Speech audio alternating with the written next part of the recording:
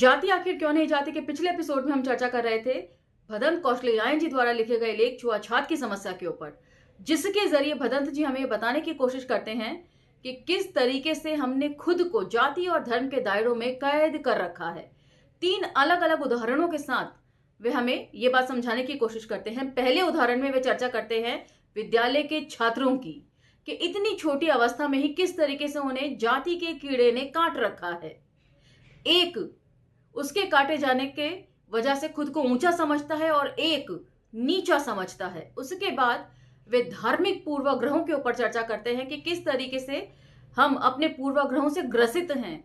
हम पहले ही ये मानकर चलते हैं कि फले धर्म का व्यक्ति हमारे हाथ से खाना ग्रहण करेगा या नहीं करेगा। तो उन सब चीजों के ऊपर उन्होंने चर्चा करी थी। यदि आपका वो एपिसोड मिस हो गया हो तो आप उसे स्क्रॉल डाउन करके सुन सकते हैं। और आज के एपिसोड में हम चर्चा को जारी रखेंगे और जानेंगे कि आखिर ये सब बातें किस तरह पुख्ता बनाई गई हैं मनगढ़ंत कहानियों के जरिए, जो बेहद हास्यास्पद है।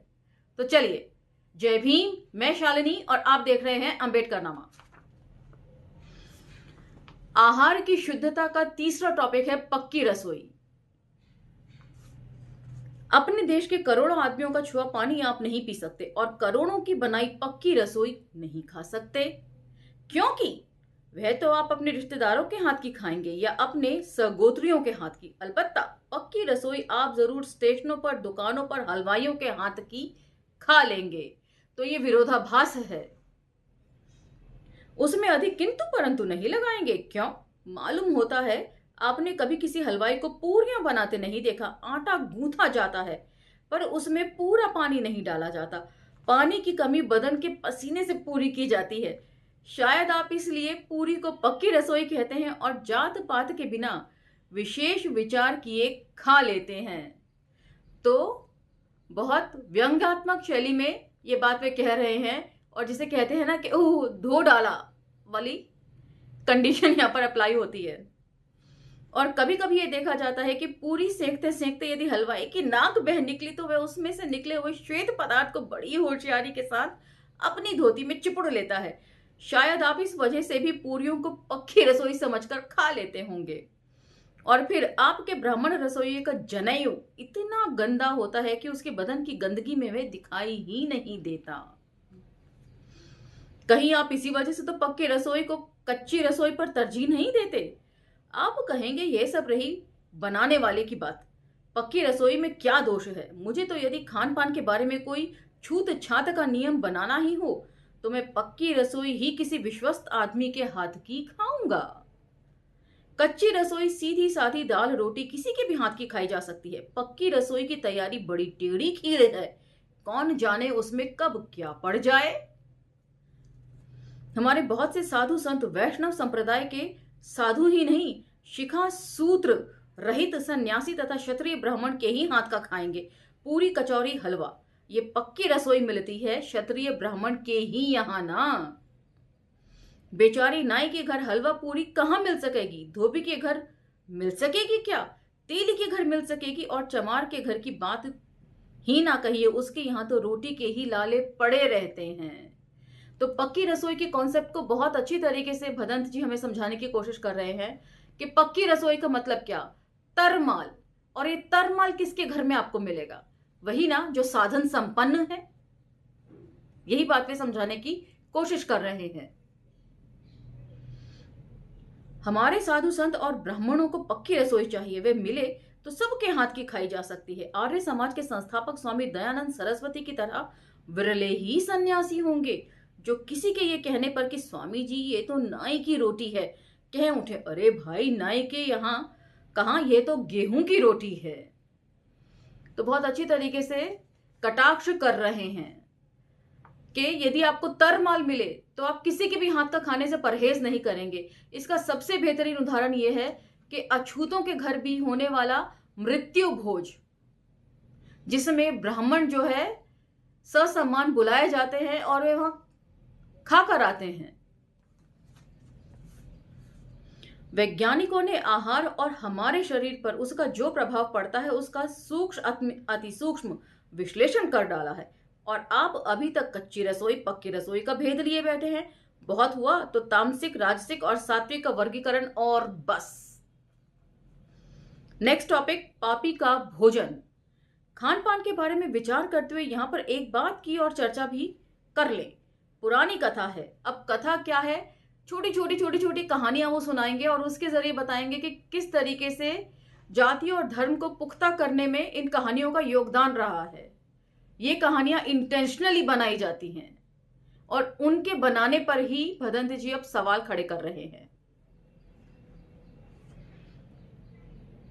पुरानी कथा है उस समय की जब चोरी करने के अपराध में हाथ काट दिए जाते थे। एक राजा के दरबार में एक महात्मा गए और बोले, राजन, मैंने 2 कंगन चुरा लिए हैं, मेरे दोनों हाथ कटवा दें। राजा हक्का बक्का रह गया। वह महात्मा अपने सदाचार के लिए प्रसिद्ध थे। राजा सोचने लगा कि आखिर हुआ क्या, कंगन महात्मा के ने चुराए कब थे, और अब अपराधी स्वयं अपने अपराध को स्वीकार कर रहा हो तो फिर क्या किया जा सकता है। महात्मा अपने हाथ कटवाए बिना मानते ही न थे। राजा ने पता लगाना चाहा कि आखिर महात्मा ने चोरी क्यों की। मालूम हुआ कि जिस दिन महात्मा ने कंगन चुराए थे उस दिन उन्होंने एक चोर की दी हुई भिक्षा ग्रहण कर ली थी। चोर की दी हुई भिक्षा से महात्मा का मन भी चोर हो गया और उन्होंने कंगनों की चोरी कर ली। इसलिए साधु संतों का कहना है कि हम अन्न जल बहुत देखभाल कर ग्रहण करते हैं। नीच जाति का अन्न जल ग्रहण करने से चित्त की वृत्ति स्थिर नहीं रहती। तो कितना खूबसूरती से अपनी बुराइयों को दूसरों की बुराइयों के ऊपर थोप दिया। अपने मन के चोर को दूसरे के मन के वजह से आप बता देते हैं। साधु संतों की बात जाने दीजिए। उस दिन एक मारवाड़ी सज्जन ने स्टेशन पर चने बेचने वाले से उबले हुए चने खरीदे। बेचारे मुंह में डालने ही वाले थे, किसी मनचले साथी ने कहा, चने वाले की जात तो पूछ लो। क्यों भाई, थारी जात के है? चने वाले ने कहा, सुनार। चने तुरंत गाड़ी के बाहर फेंक दिए गए। सुनार मां के गहने तक से सोना चुरा लेता है, उसके हाथ के चने नहीं खाए जा सकते। उपरोक्त कहानी और घटना से सिद्ध होता है यही कि पापी के हाथ का भोजन नहीं खाना चाहिए, क्योंकि पापी का भोजन खाने से मन भी पापमय हो जाता है। क्या हम पूछ सकते हैं कि किस अधिकार से मारवाड़ी महाशय ने चने बेचने वाले को पापी ठहराया? सुनार तो चोरी करता है, क्या मारवाड़ी नहीं करता? सुनार तो अपनी मां के गहने में से चुराता है, जिसके गहने पर उसका पुत्र सिद्ध अधिकार भी है, लेकिन मारवाड़ी तो खुलेआम सट्टा खेलता है। तो उसका भोजन कौन सी धर्म नीति से पवित्र है? गुरु नानक देव ने एक बार एक सेठ की हलवा पूरी को एक हाथ में लेकर और एक धन्ना जाट की रोटियों को दूसरे हाथ में लेकर निचोड़ा था। सेठ जी की पूरियों में से खून बहने लगा और धन्ना जाट की रोटी में से दूध। फिर बेचारा सुनार अब तो सोना चुराने का पेशा नहीं करता, अब तो वे चने बेचकर पेट पालता है, और शायद बेचारे ने अपने जन्म में कभी भी सोने बेचने का काम भी नहीं किया। केवल सुनार बाप के घर पैदा होने से ही वे सुनार हो गया। ऐसी हालत में तो उसके हाथ के चने खाने में आपत्ति करने का क्या मतलब है? बाप के कसूर के लिए बेटे को फांसी पर चढ़ा देना। तो कैसी मूर्खतापूर्ण बातें हमारे समाज में फैलाई जाती हैं, जो जिसे आप पाखंडी अंधविश्वास ही कह सकते हैं। थोड़ी देर के लिए मान लो कि सुनार चोर होता है, लोहार चोर होता है, बड़ई चोर होता है। जितने पसीने की कमाई का अन्न खाने वाले हैं सब चोर होते हैं। तब भी क्या चोर का दिया हुआ अन्न खाने से कोई साधु चोर बन सकता है? चोरी का अंदरूनी कारण है आदमी की शिक्षा या कुशिक्षा, तथा बाहरी कारण है परिस्थिति। यदि मन में चोरी करने का भाव नहीं और परिस्थिति भी अनुकूल नहीं है, तो क्या चोर की दी हुई भिक्षा खाने मात्र से कोई साधु कंगन चुराने वाला हो सकता है? अन्न का शरीर और मन पर प्रभाव पड़ता है। इस तरह आप कह सकते हैं कि चोर के दिए हुए अन्न का खाने वाले के मन पर प्रभाव अवश्य पड़ेगा, लेकिन इसका यह मतलब नहीं कि चोर का दिया हुआ अन्न खाने वाले को भी चोर ही बन जाएगा। यदि ऐसा संभव हो तब तो किसी पुण्यात्मा को पापात्मा और पापात्मा को पुण्यात्मा बनाने का बड़ा सरल तरीका हाथ लग गया। यदि किसी को पापात्मा बनाना हो तो किसी भी चोर उचके उठाईगीर से खिचड़ी बनवाकर उसे खिला दी जाए, और यदि किसी को पुण्यात्मा बनाना हो तब किसी धर्मात्मा या महात्मा से आटा गुथमा कर उसकी रोटियां पकवा कर खिला दी जाएं। और हमारा तो ख्याल है कि यदि किसी धर्मात्मा से आटा गुथवा कर उसकी छोटी छोटी गोलियां पकवा कर बोतलें भर ली जाएं तो बड़े सस्ते में लोगों को धर्मात्मा बनाने का काम हो सकता है। तो पूरा का पूरा लेख यहाँ पर आकर घोर व्यंग्यात्मक शैली में बदल जाता है। और भदंत जी बिल्कुल सही सवाल यहाँ पर उठा रहे हैं कि पाप पुण्य का जो फेर है लोगों ने अपने मतलब से अपने फायदे के लिए बना रखा है। खुद जो चोरी करते हैं वो उन्हें दिखाई नहीं देता, या यूं कहें कि अपने ऐप ढकने के लिए वो दूसरों के ऊपर इल्जाम लगा देते हैं। कैसा विशैला सिद्धांत है ये! कुछ जातियों का पाप योन्य मानने का और उनके साथ ये मानने का कि हम पापी का अन्न खाने मात्र से पापी हो जाते हैं, और आप भिक्षावृत्ति पर निर्वाह करते हैं, तब आपको विचार करना चाहिए कि किसी व्यक्ति के गुण दोष उसके दिए हुए अन्न में कैसे आ सकते हैं। तो इसको बहुत अच्छी तरीके से समझा जा सकता है। ब्राह्मण जो घर घर जाकर भिक्षाटन करते हैं, पूजा पाठ कराते हैं और बदले में भिक्षा लेते हैं, तो वो तो हर एक के घर चले जाते हैं और हर एक से भिक्षा लेकर अपना गुजर बसर करते हैं। तो तब इस तरह की बात का क्या औचित्य है? चोर होना या साधु होना मन का धर्म है या गेहूं चावल का? यदि मन का धर्म है तब गेहूं चावल सदृश खाद्य पदार्थ में कहां से आ गया? यदि गेहूं चावल में नहीं आया तो खाने वाले के मन में कहां से आएगा? यदि आप ये कहें कि चोरी करने से हमारे चित्त की वृत्ति ठीक नहीं रहती, तब तो बात समझ में आती है। लेकिन आप तो कहते हैं कि किसी चोर का दिया हुआ अन्न खाने से आपकी वृत्ति ठीक नहीं रहती, और चोर से आपका मतलब रहता है किसान, लोहार, बढ़ई आदि। यही गीताकार के पाप योनन्य हैं ना। किसान पाप योन्य है और जमींदार नहीं। क्यों? पुलिस के इंस्पेक्टर हैं एक शुक्ल जी, जिनकी जीविका चलती है घूसखोरी से और तरक्की होती है लोगों को खूब फंसवाने से। वे शुक्ल जी पाप योन्य नहीं हैं। क्यों? क्षमा कीजिए, हमें तो आपका ये पुण्य योन्य और पाप योन्य का भेद प्रधान रूप से आर्थिक मालूम देता है। जिस वर्ग के हाथ में शक्ति है, जिसके यहाँ भोजन करने से आपको हलवा पूरी मिल सकती है, उसको आप पुण्योन्य कहते हैं, और जिस वर्ग के हाथ में शक्ति नहीं, जिसके यहाँ भोजन करने से आपको मड़ुए की रोटी मिल सकती है, उसको आप पाप योन्य कहते हैं। तो कितने अच्छे तरीके से वर्गीकरण किया है समाज का, कि जो आपके मतलब जिन चीजों से सधते हैं, जिन लोगों से, उन्हें आप महान बना देते हैं, और जो आपके काम के नहीं हैं उन्हें आप धुतकार देते हैं। लेकिन सेठ जी तो किसी से भिक्षा मांग कर नहीं खाते, वह तो अपने पैसे से खरीद कर खाते हैं। वह क्यों सोनार का दिया हुआ चना फेंक देते हैं? यदि मान भी लिया जाए कि सुनार चोर होता है और चोर से कुछ खरीद कर भी खाना अनुचित है, तो उन्हें सोचना चाहिए कि सुनार चोर के हाथ का उबला चना खाने से ज्यादा पाप लगेगा या खुद चुरा कर खाने से। अब इस बात को आगे वो एक्सप्लेन कर रहे हैं, ध्यान दीजिए।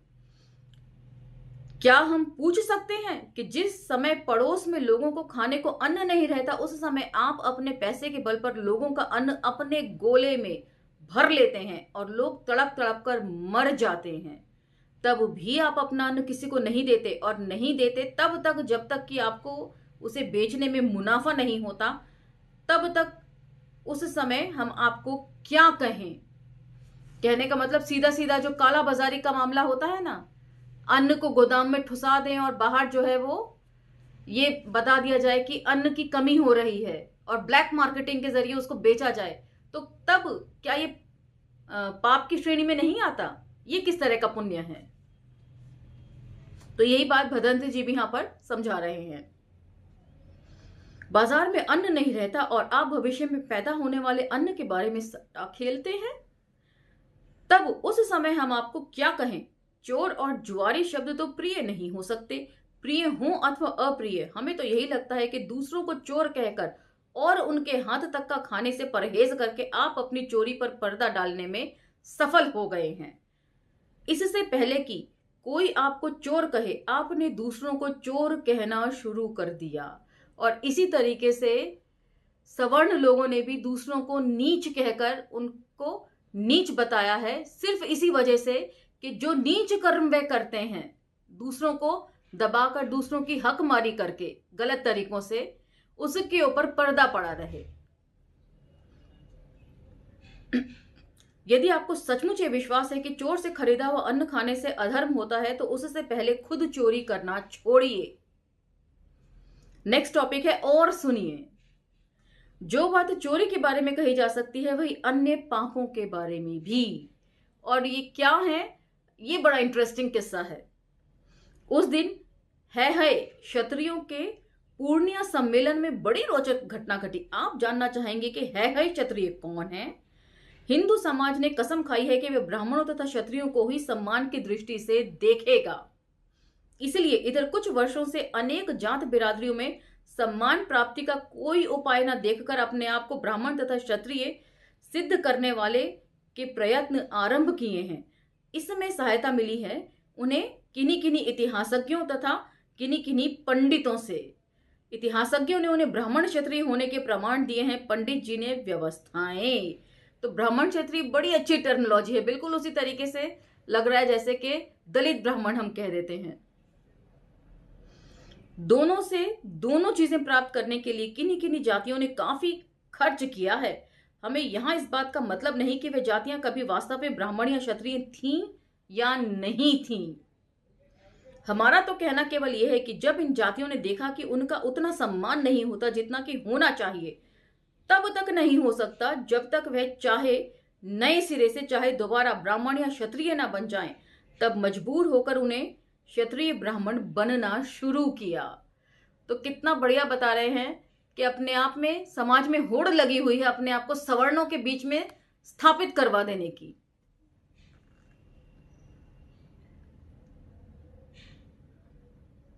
हमारा तो कहना केवल इतना है कि जब इन जातियों ने देखा कि उनका सम्मान उतना नहीं होता जितना होना चाहिए, तब तक नहीं हो सकता जब तक वे नए सिरे से, चाहे दोबारा ब्राह्मण या क्षत्रिय ना बन जाएं, तब मजबूर होकर उन्हें क्षत्रिय ब्राह्मण बनना शुरू किया। नाइयों ने अपने आप को न्यायी ब्राह्मण सिद्ध किया, लोहारों ने विश्वकर्मा ब्राह्मण।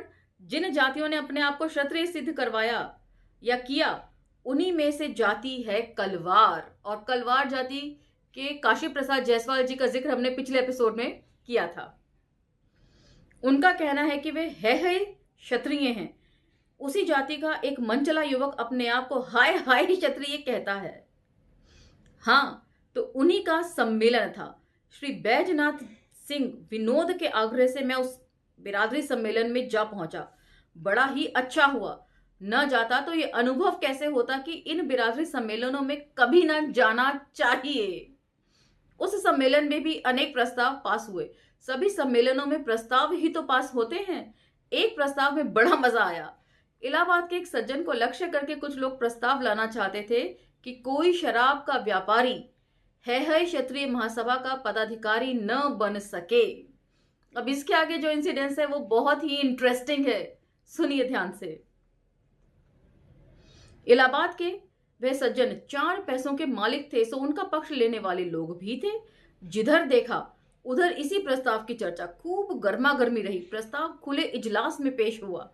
हमें आशा थी कि अब तू मैं शुरू होगी, लेकिन उन महाशय ने जिनको लक्ष्य करके प्रस्ताव तैयार किया गया था सब गुड़ गोबर कर दिया। खड़े होकर उन कहने लगे, यद्यपि मैं स्वयं शराब का व्यापारी हूं, तब भी प्रस्ताव का समर्थन करता हूं। और क्या था प्रस्ताव? कि कोई भी शराब का व्यापारी जो है इस सभा का पदाधिकारी नहीं बन सकता। प्रस्ताव पास होने को तो हो गया, लेकिन सारा मजा ही जाता रहा। उभय पक्ष के जो लोग अपनी अपनी दलीलों के अस्त्रों को तेज कर रहे थे, सो उनके प्रयोग का मौका ही ना आया। जिनके विरुद्ध ये प्रस्ताव लाया गया था, मैं उनकी प्रशंसा करना चाहता था, यदि और किसी बात की नहीं तो कम से कम उनकी चातुरी की। वह मेरे पास ही आ गए और बैठ गए। मैंने कहा, वाह भाई, खूब किया। बोले, कुछ नहीं, अब ये लोग चंदा नहीं मांगने आएंगे। कह दिया करूंगा कि मेरी कमाई तो बाप की कमाई है, उसे सभा के काम में मत लगाइए। मैंने कहा, अच्छी छुट्टी पाई, लेकिन मेरे जैसे साधुओं का क्या करोगे, जिनका ख्याल है कि सभा सोसाइटियों को जो बड़े बड़े दान दिए जाते हैं वे सभी प्राय बाप की कमाई के ही होते हैं। पसीने की कमाई से तो मजदूर का पेट भी नहीं भरता। दान पुण्य करने कराने की कौन चलावे। और फिर शराब की आमदनी यदि पाप की कमाई है तो निठल्ले बैठे जमींदार की आमदनी क्यों पाप की कमाई नहीं। मिल मालिकों की कमाई क्यों पाप की कमाई नहीं। धार्मिक साहित्य के नाम पर सस्ती अफीम बेचने वालों की आमदनी क्यों पाप की कमाई नहीं। विदेशी कंपनियों के एजेंट बनकर देश का व्यापार चौपट करने वाले की आमदनी क्यों पाप की कमाई नहीं। जब सभी कमाइयों का एक ही हाल है तब तुम्हारी ही दी हुई भिक्षा हम क्यों ना ग्रहण करेंगे। तुम्हारी जीविका का साधन क्या है ये देखना तुम्हारा काम है, दूसरों का नहीं। पूंजीवादी समाज में भीख मांगना ही एकमात्र ईमानदारी का पेशा मालूम देता है, बाकी सब तो लूटना है या लुटना। तो फिर से कहना चाहूंगी कि हिंदू धर्म के मर्म को यहां पर उन्होंने कई बार प्रस्तुत कर दिया है एक ही सेंटेंस में, जैसे कि पूंजीवादी समाज में भीख मांगना ही एकमात्र ईमानदारी का पेशा मालूम देता है। यदि हम जरा गहराई से देखें और सोचें तो सचमुच हमें पाप की कमाई और पुण्य की कमाई के निस्सार वर्गीकरण को छोड़ देना चाहिए। और इसके साथ ही आज का यह एपिसोड समाप्त होता है। उम्मीद है आपको ये छोटी छोटी कहानियों के जरिए बात समझ में आई होगी। क्या समझ में आया है ये हमें कमेंट सेक्शन में लिखकर आप बता सकते हैं। मिलते हैं अगले एपिसोड में, लेकिन अम्बेडकर नामों को लाइक शेयर सब्सक्राइब करना ना भूलें। धन्यवाद।